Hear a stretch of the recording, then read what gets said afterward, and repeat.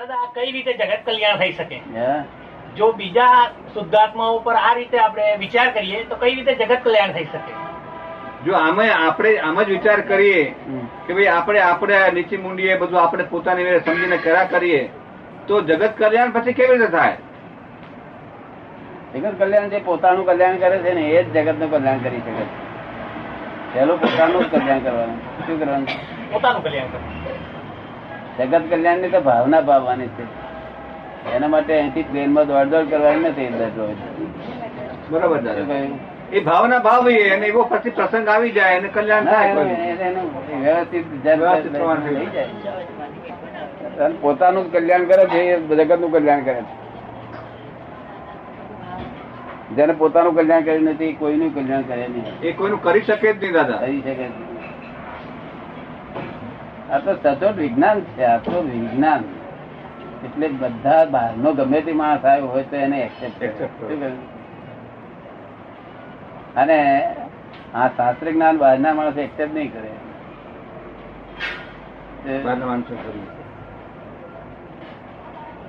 કારણ કે પોતાના શાસ્ત્ર નથી એટલે જય છે ના એ એક્સેપ્ટ નહીં કરે.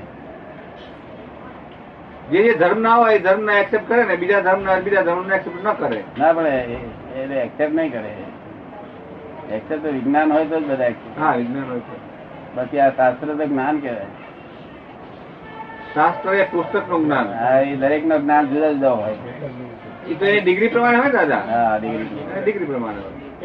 પણ વિજ્ઞાન છે એ બધા કબૂલ કરે. હા, એ તો અને બધા કબૂલ કરે એ જ મોક્ષ નો માર્ગ.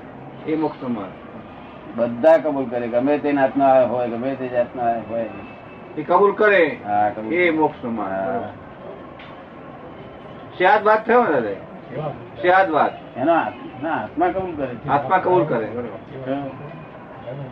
અને આ ઉતરી જાય છે કે લોકો આમ આદત પામે છે, કરે છે, પણ એ બધું મન કબૂલ કરે. એ મન કબૂલ કરે. તો આત્મા ઊંચો જ ના આવે ને. પેલો મનથી બોલે છે ને આ મનથી સાંભળે છે. બરોબર. અને જ્ઞાની પુરુષ આત્માથી બોલે છે ને આત્માથી સંભળાવે છે. શું કહે? આત્માથી બોલે છે. આત્માને જાગૃત કરે છે.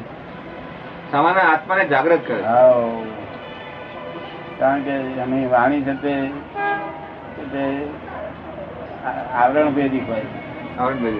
આવરણ ને ભેદ કરીને અંદર આત્મા સુધી પહોંચી જાય. પેલો તરત એક્સેપ્ટ કરે. બરોબર. આપડે તદ્દન નવા માણસો નથી એક્સેપ્ટ કરતા. બધા જોવો છો ને તમે કે અહીંયા આગળ બધા જ્યાં કોઈ એક્સેપ્ટ કરે નહીં. એકેય માણસ એક્સેપ્ટ કરે જ્યાં એકેય માણસ. જય સચિદાન. સાધુ શિષ્ય વળે ને વળતા હશે સાહેબ, પણ હવે એ લોકોનું છે આપણું કઈ આમાં એવું છે.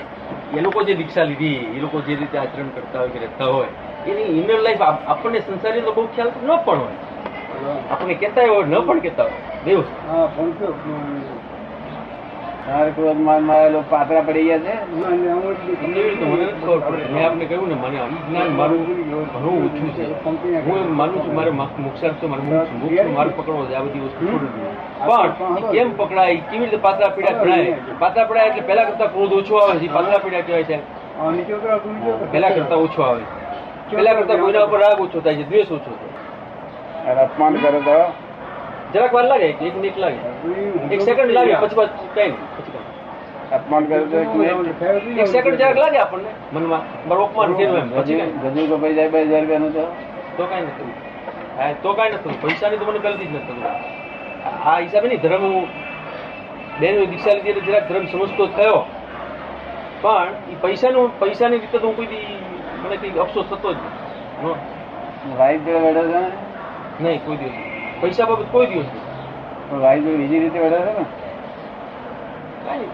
કઈ નહીં. કોઈ નોમિનલ મેટર હોય તો, પણ એમાં કઈ કોઈ મહત્વતા નહીં. કોઈ કોર્ટમાં જાય નહીં. જી, કોર્ટમાં જાય લડા ને. કોર્ટની જરૂર શું સાહેબ? એમાં ભગવાન દેખાય છે. તમને એવું દેખાય? તમારા ભગવાન એ દેખશું. તમારા આત્મા જે છે તે એ દેખશું. તમને તમારા આત્મા નહીં દેખાતો ને. હવે ક્યાં સુધી રહેશો?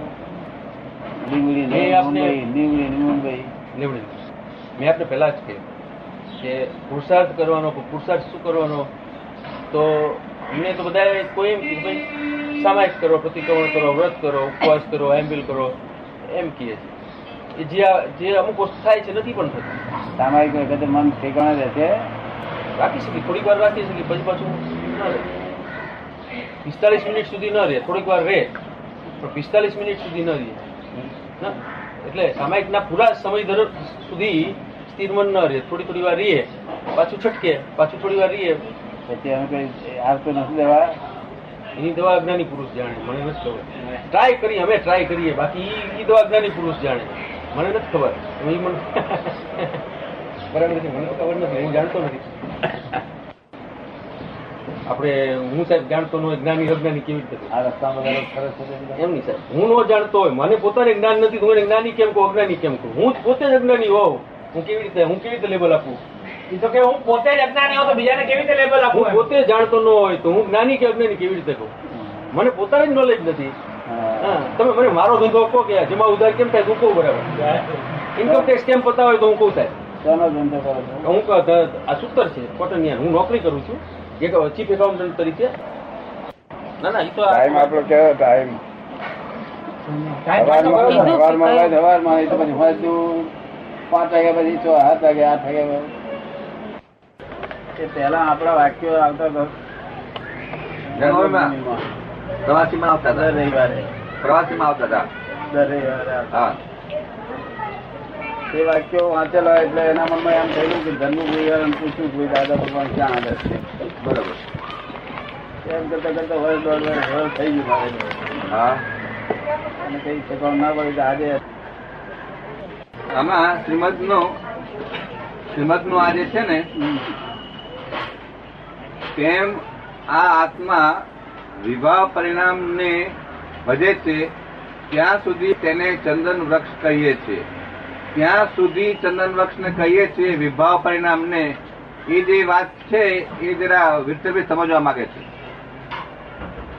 વિભાવ પરિણામ અને ત્યાં સુધી ચંદન વૃક્ષ કહેવાય એમ કેમ? એ કેવી રીતે? આ તો વ્યવહારિક આત્માની વાત કરી છે. વ્યવહારિક આત્મા ચંદન વૃક્ષ પ્રતિષ્ઠિત જેને કહે છે ને, પ્રતિષ્ઠિત આત્મા.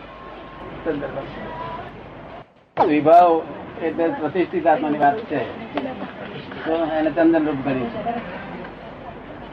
પેલા આત્માને ચંદન રૂપ કરી નથી. પેલા આત્મા નથી, પ્રતિષ્ઠિત આત્માની જ વાત છે. એટલે જેમ ગુણવાન પુરુષ હોય તેમ પ્રતિષ્ઠા આત્મા બહુ ગુણવાન હોય ને, હા. તો એની પાસે સારા સારા માણસો ભેગા થાય. ત્યાં સુગંધ રહે. એ રીતે એના ગુણ થી બધું ખેંચાય. બરોબર. કેવું કહેવા માંગે? એના ગુણ થી બીજા ઝાડો ગુણ પડે એમ કે એ બાજુના ઝાડો હોય એને પણ એનો સુગંધ ફાયદાકાર વસ્તુ નથી આ બધી. પ્રશ્ન છે શું ફેર, શું આખ્યાન અને વ્યાખ્યાનમાં શું ફેર? આખ્યાન આપણે કહીએ છીએ ને વ્યાખ્યાન કહીએ છીએ ને, આખ્યાન અને વ્યાખ્યાનમાં ફેર શું? બીજું કશું ફેર નથી. આમાં વિશેષ પેલો વ્યાખ્યાન વિશેષ હોય, પરિણામ વિશેષ પરિણામ હોય. બરોબર. એટલે વ્યાખ્યાન થયું, વિરુદ્ધ પરિણામ નથી. હા, બરોબર. કોણ બીજું? કુશળભાઈ દાદા, હવે કશું વિશેષ પરિણામ ને લીધે આખ્યાન હોય ટૂંકું હોય, વ્યાખ્યાનમાં વિસ્તૃત હોય. મોટા સ્વરૂપે હોય તો વ્યાખ્યાન કહેવાય. એટલે મોટું વિસ્તૃત રીતે બધું સ્પષ્ટીકરણ કહીને કહ્યું કર્યું હોય વ્યાખ્યાન, અને ટૂંકામાં કઈ સમજાયું હોય આખ્યાન. એમ વિષ્ણુમાં જે એ લોકો વ્યાખ્યાન કરે છે એ લોકો આખ્યાન કહે છે. વિષ્ણુ કથા કરે છે ને, કથાનો યોગ જે હોય છે, કથાનો યોગ એ લોકો એને આખ્યાન કે છે. કથાનો યોગ જે હોય છે ને એને આખ્યાન બોલે છે. આખ્યાન વૈષ્ણવોમાં એને આખ્યાન બોલે છે. તેને કે છે કથાનું યોગ, કથાની જે કરે છે ને, કથા કરે છે ને તે એને આખ્યાન બોલે છે લોકો. કથા કરે છે. હા, આ વ્યાખ્યાન કહેવાય છે. વિશેષ બહુ માણસો હા, એ જ કહું. વિશેષ પરિણામ છે. બધા બહુ વચન જેવું છે. બીજું કશું વૈષ્ણવ કથા કે છે કે છે ખરું ને? હા એ લોકો આખ્યાન એટલે આમ નાના સમૂહમાં હોય ને, મોટા સમૂહમાં હોય એને વ્યાખ્યાન તો છે. ખ્યાત શબ્દ ઉપરથી આ બધું છે કે કોઈ ખ્યાત નામ હોય ખ્યાત નામ. ખ્યાત થયેલો હોય, કોઈ વિખ્યાત હોય, હા કોઈ કોઈ વિખ્યાત પ્રખ્યાત હોય, એ બરાબર. બધા ખ્યાત શબ્દ ઉપરથી બધા વિશેષ બધા લાગે છે. બીજો કઈ ફેર નથી. જય સચ્ચિદાનંદ.